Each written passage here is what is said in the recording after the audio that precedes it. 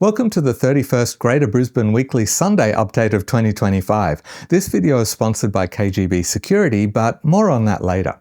In this update, new flood map updates for Brisbane, skyrocketing insurance premiums and rising home values, a global superstar announced to christen the new Glasshouse Theatre, and a handful of updates for Moreton Bay, Ipswich and Logan. We'll start with the updated flood maps for Brisbane City. It's a well-known fact that many parts of Brisbane City sit on a floodplain, and a large part of the city is at risk of significant flooding after prolonged rain. Flood maps help residents identify the level of risk their properties and businesses face. The new changes to flood maps are based on studies that were completed last year for Breakfast Creek, Jindalee and Lota Creek catchments, and will be added to the existing flood mapping on September 19.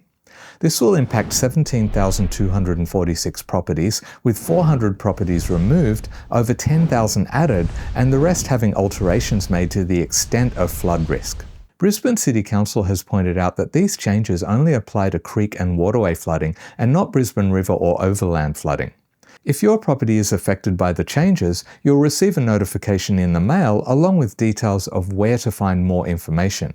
Many properties have been identified as being at risk in the case of a 1 in 2,000 year flood, so the risk in any given year is tiny, but the risk still exists in the case of an extreme weather event.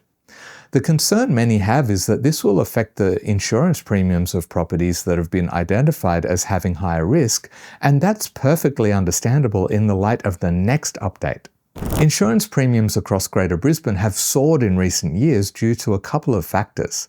The average cost to insure a residential property in Greater Brisbane in 2025 is $3,779 a year, but can be as high as over $8,000 a year in some suburbs.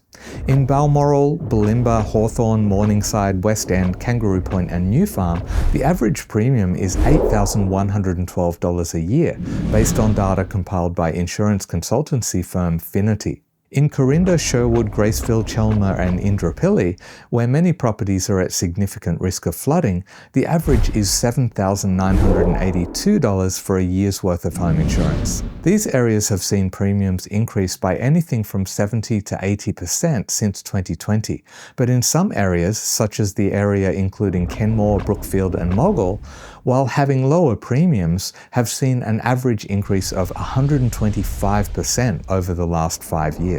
There are a number of factors behind these increases.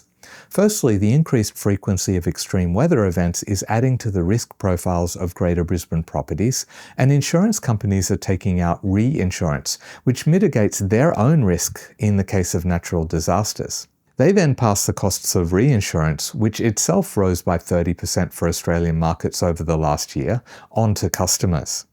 In addition, construction costs have also risen, and all of these factors have combined to create the perfect storm. That's insurance premiums, but what about home values themselves? What have they been doing recently?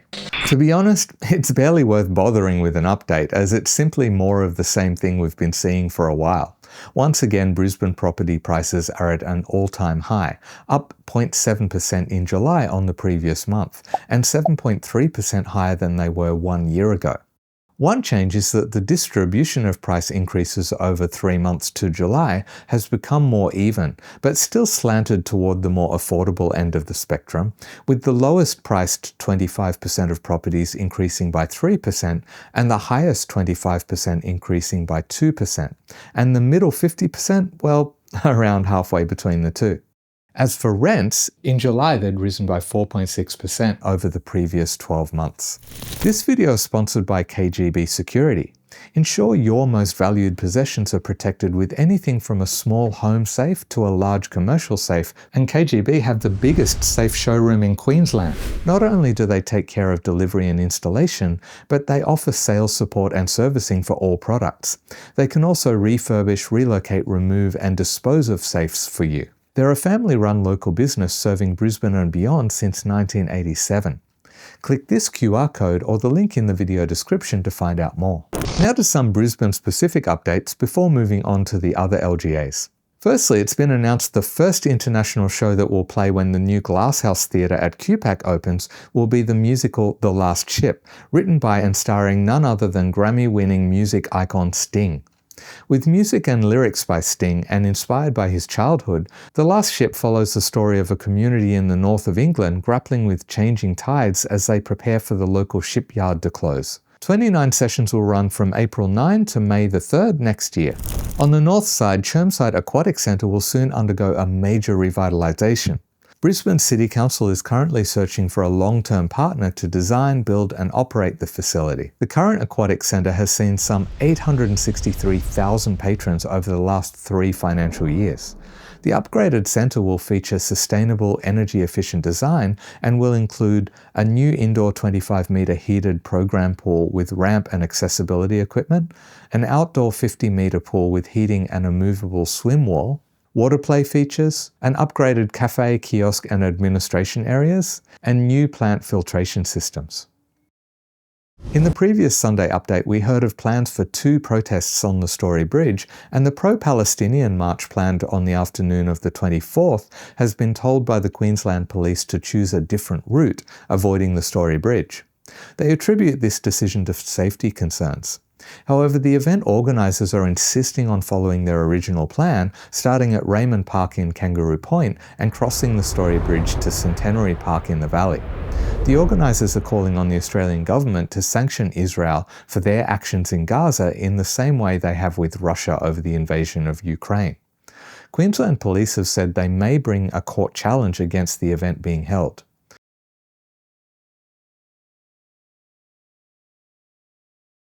To the final update for the Brisbane LGA, and the lineup for Brisbane's biggest free street party, Valley Fiesta, has been announced.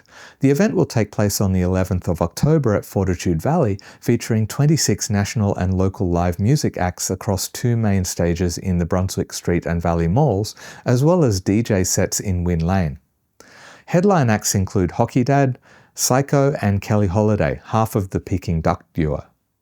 CEO of Q Music, Chris Stewart, says that it's a chance to discover emerging talent, champion local creatives, and experience the incredible cultural diversity that defines our city. If you find these regular updates helpful, you can say thanks by giving this video a like, which is free, but also helps it reach more people, by buying me a coffee, which keeps this channel running, or by becoming a member to support the channel and get extra benefits such as extra content and a list with links to hundreds of events happening in Greater Brisbane each month. Thanks to these members for their continued support.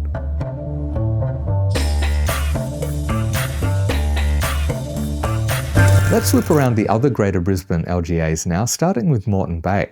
You may remember from previous updates that Moreton Bay City Council moving people experiencing homelessness out of parks, allegedly destroying their tents and disposing of personal possessions, has been challenged in the Supreme Court.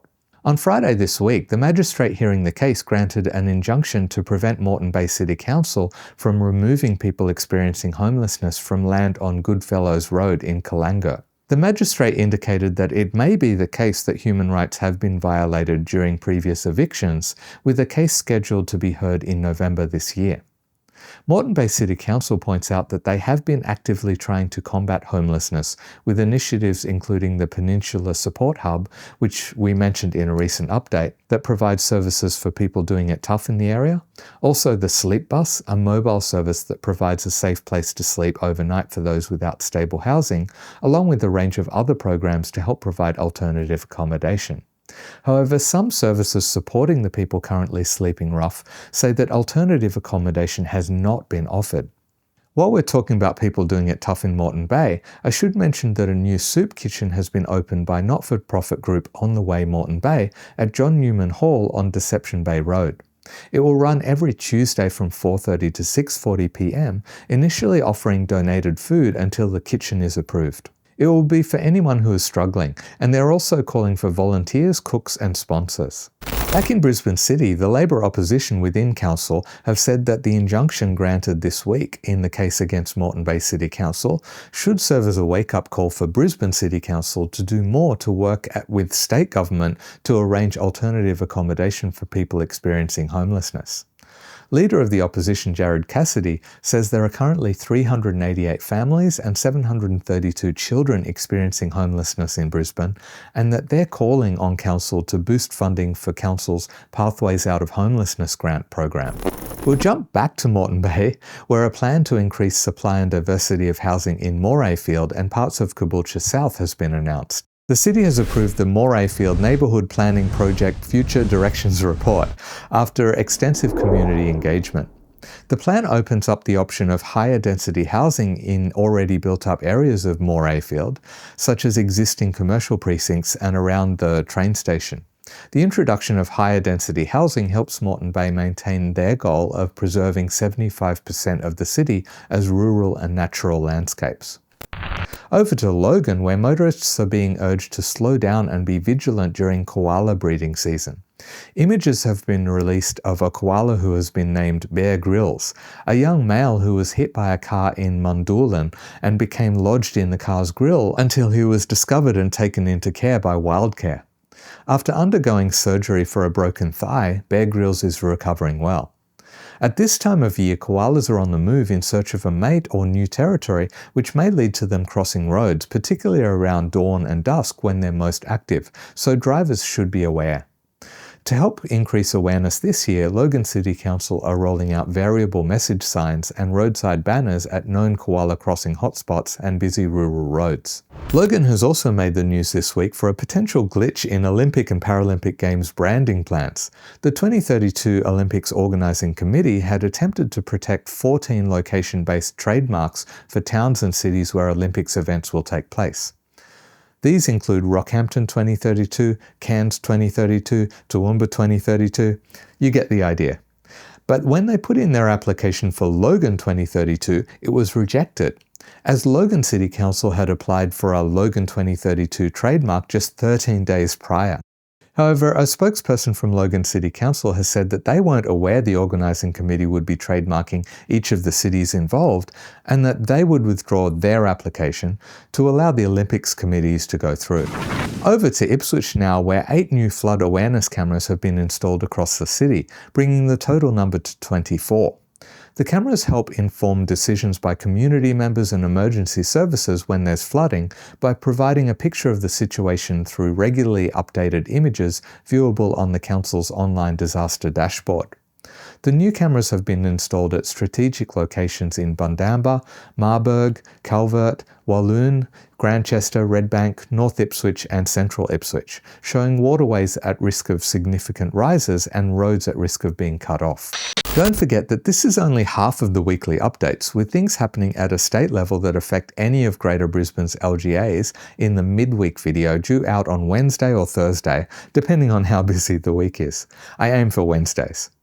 In the next midweek update, initiatives to increase the pool of skilled workers in southeast Queensland, a plan to unlock 1,300 new homes in Brisbane, and much more. Here's the last midweek update. Check it out if you missed that one. Mata ato de.